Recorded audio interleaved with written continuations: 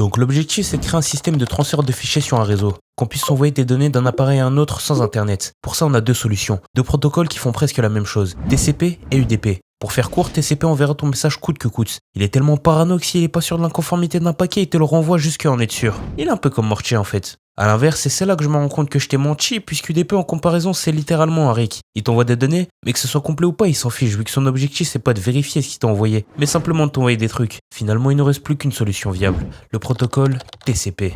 Et on va coder ça ensemble. Mais avant, laisse-moi te mettre dans le contexte et t'expliquer pourquoi on a besoin de faire ça. Ok, là c'est mon PC, pour ceux qui se demandent, je suis sous Linux. Et sur Linux, t'as le choix entre différents environnements de bureau. J'aurais pas te l'expliquer, alors je vais te le montrer. Là par exemple, t'as KDE Plasma. Ici XFCE, qui d'ailleurs est le GOAT. Là Cinnamon et plein d'autres. La différence avec moi, c'est que j'utilise un Windows Manager qui s'appelle Hyperland. Un PC qui fonctionne à raccourci clavier si tu veux. Par exemple, si je fais Windows plus B, Chrome se lance. Windows plus entrée, un terminal qui s'ouvre. Et au lieu de s'empiler les unes sur les autres, les fenêtres se rangent automatiquement. Il y a aussi Sway et 3 qui font la même chose, mais après ça dépend de tes préférences. Pour en revenir à mon propos, tous ces raccourcis sont stockés dans un fichier de configuration hyperland.conf. Et c'est là que ça devient intéressant pour un dev ou juste quelqu'un qui aime avoir le contrôle sur tout, puisque pour chaque ajout comme la barre que tu vois au-dessus, ou ce menu d'application que je viens de lancer, eh bien tout peut être configuré.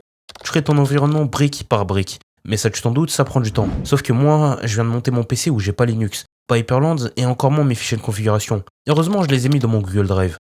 Google Drive.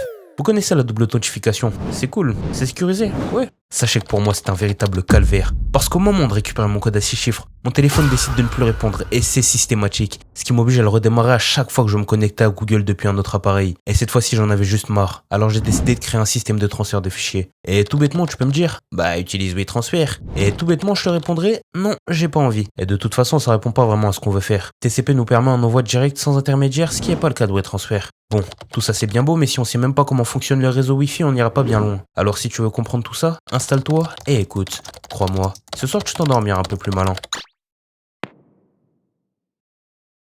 Le Wi-Fi, tel qu'on le connaît aujourd'hui, fonctionne par ondes radio qui sont indiscernables à l'œil nu et pouvant traverser les murs. C'est parfait pour une communication sans fil. Quand sur ton téléphone t'actives le Wi-Fi, il cherche les réseaux à proximité. Une fois que tu trouves ton SSID, c'est une manière distinguée de dire le nom du Wi-Fi, tu te connectes et il te fournit un IP. C'est plutôt utile pour savoir quel appareil est sur le réseau. Maintenant, imaginons que Bob souhaite regarder la dernière vidéo de NoFaceCode. Son téléphone demande la vidéo. Évidemment, il parle pas comme nous. Il envoie cette demande en petits morceaux binaires. On appelle ça des paquets de données. C'est d'abord transmis à ta box qui à son tour le transmet à ton opérateur comme Orange, Free ou Bouygues qui lui demandera au serveur de YouTube la vidéo en question. Il répond en renvoyant le paquet de données correspondant et maintenant on refait le chemin dans le sens inverse. Sauf qu'au moment d'arriver à ton téléphone, les paquets sont reconstitués afin de recréer la vidéo originale. Franchement, ils sont vraiment ingénieux ces ingénieurs. Pendant qu'on y est, j'en profite pour t'expliquer la différence entre IP public et IP local. Ton IP public, c'est celle que tout le monde peut voir. C'est souvent comme ça que les modos Discord font peur aux autres. En connaissant ton IP public, donc pas celle de ta machine mais bien celle de ta box, on peut savoir dans quelle région tu te trouves dans un rayon de 10 à 30 km et ton fournisseur d'accès internet. L'IP local, c'est celle que ton réseau t'accorde une fois que tu y es connecté. C'est ce dont je parlais un peu plus tôt. Sache que ta box fait aussi office de routeur. C'est ce qui te permet d'utiliser internet. Pour y circuler, c'est une nouvelle adresse qui cette fois-ci est privée. Tu peux y accéder qu'en interne. Autrement, tu vois rien.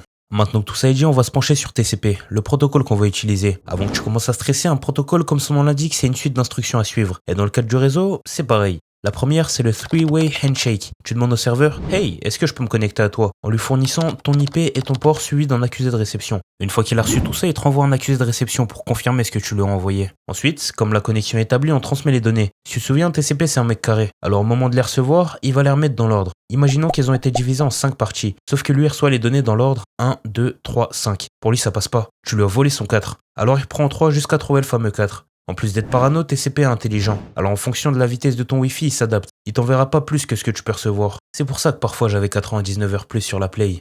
Ah là là, des bons souvenirs ça.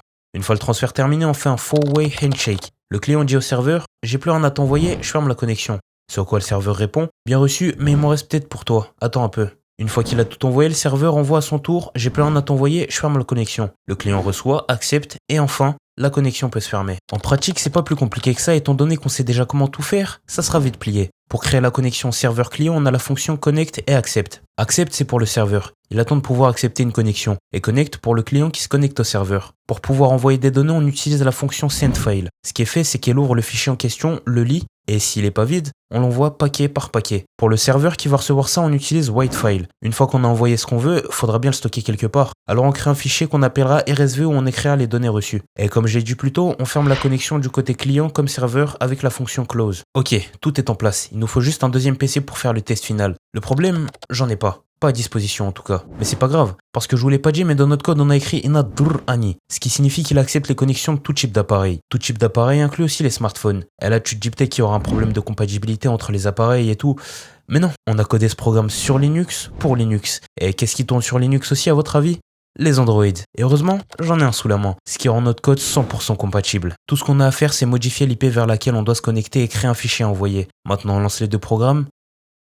Et on peut se sentir cool puisqu'on a pu se passer de Google. Merci d'avoir regardé la vidéo, c'était NoFaceCode.